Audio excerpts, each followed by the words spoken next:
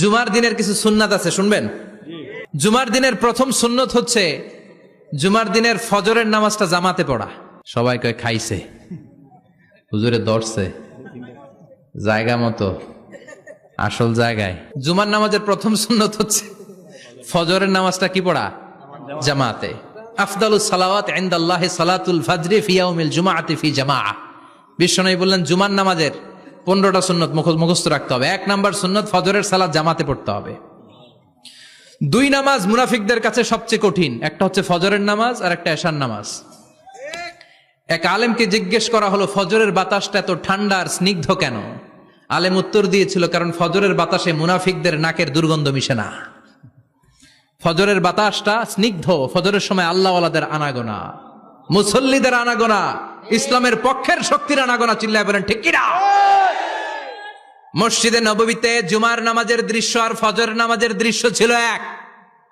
বাংলাদেশে ফজরের নামাজের দৃশ্য আর জুমার নামাজের দৃশ্য এক নাকি? ফজরের নামাজের সময় মুসল্লি নাই, এক কাতার হয় না, আর জুমার নামাজে পাক্কা মুসল্লি দেরি করে গেলে বারান্দায়ও জায়গা পায় না। কথা কন? তাহলে ফজরের নামাজটা আমরা জামাতে পড়বো ইনশাআল্লাহ। ইনশাআল্লাহ এত আসতে ইনশাআল্লাহ, আরো জোরে পড়েন ইনশাআল্লাহ। মনে থাকবে? ইমাম সাহেব কে মসজিদের? ইমাম কই? হাফেজ সাহেব কই? কালকে দেখবেন যে কি অবস্থা হয় ফজরের সময়। জুমার নামাজের মতো ভিড় হবে, আসা যাবে না। কথা কয় না? 2 নাম্বার সুন্নাহ হচ্ছে আসিওয়াক, মেসওয়াক করা। মাথরাতুন লিল ফাম মারদাতুন লিররাব। মেসওয়াক করলে দাঁত পরিষ্কার থাকে, আল্লাহ খুশি হয়ে যায়। বিশ্বনবী বলেছেন যদি আমার উম্মতের জন্য কষ্ট না হতো প্রত্যেক নামাজের আগে মেসওয়াক করা আমি ফরজ করে দিতাম। মেসওয়াক ছিল বিশ্বনবীর জীবনের শেষ আমল। এই মেসওয়াক করে বিশ্বনবী শেষ নিঃশ্বাস ত্যাগ করেছেন। আপনার নবী, আমার নবী, ওনার জীবনের সর্বশেষ আমল ছিল কি? সুবহানাল্লাহ কইবেন না?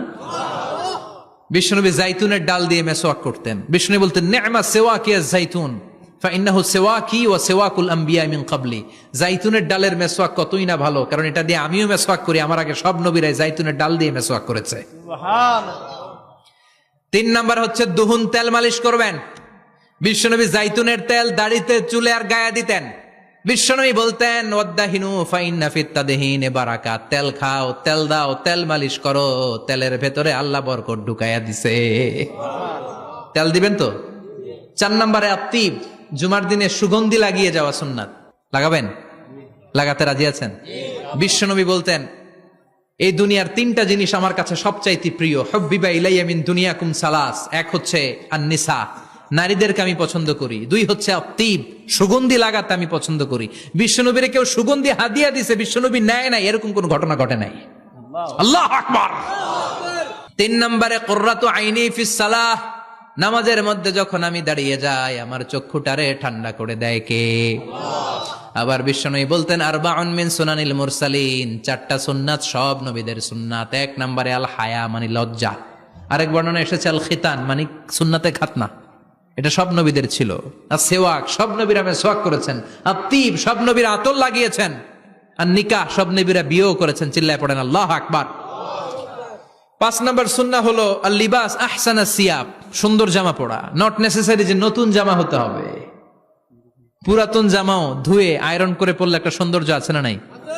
ইন্নাল্লাহা জামিল ওয়া ইউহিব্বুল জামাল। আল্লাহ নিজে সুন্দর, সৌন্দর্যকে আল্লাহ পছন্দ করেন। পৃথিবীতে সবচেয়ে সুন্দর কে?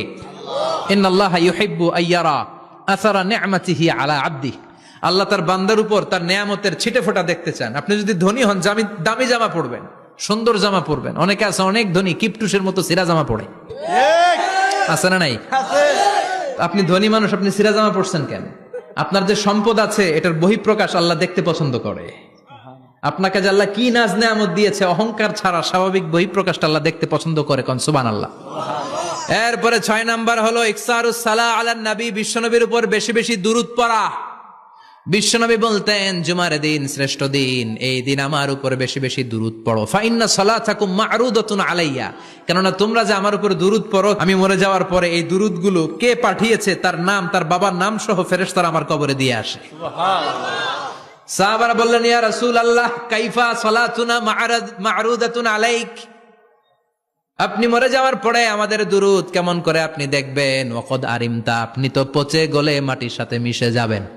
বিশ্বনবী বলেন, ইন্নাল্লাহা হাররামা আলাল আরদি আন তাকুলা আজসাদাল আম্বিয়া, নবীদের লাশকে খেয়ে ফেলা, নবীদের লাশকে পচিয়ে ফেলা জমিনের সব মাটির জন্য আল্লাহ হারাম করে দিয়েছে। নবীদের লাশ পচে না, নবীদের লাশ গলে না। যারাই বিশ্বনবীর উপর দুরূদ পড়বেন, আপনার নাম সহ, আপনার বাবার নাম সহ, মালাইকাতু সাইয়াহিন, একদল ফেরেশতা আছে শুধু রাউন্ড দেয় গোটা ওয়ার্ল্ডে। কারা বিশ্বনবীর উপর দুরূদ পড়েছে, এই দুরূদ নিয়ে, এই নাম নিয়ে বিশ্বনবীর কবরে তারা পৌঁছে দেয়। চিল্লায় পড়েন আল্লাহু আকবার। এরপরে বিশ্বনবী বলতেন, জুমার দিনে সূরাতুল কাহাফ পড়বা, কাহাফ পড়া সুন্নাহ। সূরাতুল কাহাফ পড়তে রাজি আছেন? রাজি আছেন তো? 18 নম্বর সূরা, কোরআনের একেবারে মাঝখানের সূরা। আলহামদুলিল্লাহিল্লাযী আনজালা আলা আবদিহিল কিতাবা ওয়া লাম ইয়াজআল লাহু ইওয়াজা, এই আয়াত দিয়ে শুরু হয়েছে, শেষ করা হয়েছে ফামান কানা ইয়ারজু লিকা রাব্বিহি ফালইআমাল আমালান সালিহা ওয়া লা ইউশরিক বিইবাদাতি রাব্বিহি। আর মাঝখানে আছে ওয়ালিয়াতালাত্তাফ। হাফেজ সাহেবরা উত্তর দাও, মাঝখানে আছে কি? কথা কন। ওয়ালিয়াতালাত্তাফ একটা শব্দ আছে সূরা কাহাফের মাঝখানে। কোরআনের সব জায়গায় এক ফন্টে আয়াতগুলো লেখা, কিন্তু ওয়ালিয়াতালাত্তাফ মোটা করে লেখা আছে না? ডবল ফন্টে লেখা, মোটা, কারণ এটা কোরআনের একেবারে মাঝখানে অবস্থিত এই শব্দটা ওয়ালিয়াতালাত্তাফ। এর আগে যত শব্দ, এর পরে তত শব্দ, এর আগে যত কোরআনের অক্ষর, এর পরে তত অক্ষর। সুবহানাল্লাহ বাড়িতে গিয়া বিশ্বনবী বললেন, সূরাতুল কাহাফ যে তেলাওয়াত করবে ইয়াকুনু লাহু নূর, এই সূরাতুল কাহাফ কিয়ামতের দিন তার সামনে বিশাল একটা আলো হয়ে আসবে। এই আলো দিয়ে পুলসিরাত পার হয়ে ওই বান্দা জান্নাতের ভেতরে ঢুকে যাবে। আবার বিশ্বনবী বলেন, যারা সূরাতুল কাহাফের প্রথম 10 আয়াত তেলাওয়াত করবে জুমার দিন, শেষের 10 আয়াত যারা জুমার দিন তেলাওয়াত করবে, দাজ্জালের ফিতনা থেকে তাদেরকে মুক্ত রাখবে কে? সুবহানাল্লাহ পড়বেন না? সূরাতুল কাহাফ দিয়ে সকাল শুরু করতে রাজি আছেন? সবাই রাজি? এরপর আত-তাবকির ইলাল মসজিদ, মসজিদে আগে আগে যাওয়া সুন্নত। আগে যিনি যাবে উনি কি পাবে? তারপরে গরু, তারপরে বকরি, তারপরে মুরগি, মুরগির পরে ডিম না আন্ডা? আন্ডা। আল মাশিউ আলাল ইকদাম, বিশ্বনবী বললেন হেঁটে হেঁটে জুমার নামাজে যাওয়া সুন্নাহ। রিকশা, হুন্ডা, সাইকেল, সিএনজি দিয়ে গেলেও হবে, কিন্তু হেঁটে হেঁটে গেলে সওয়াব বেশি না কম?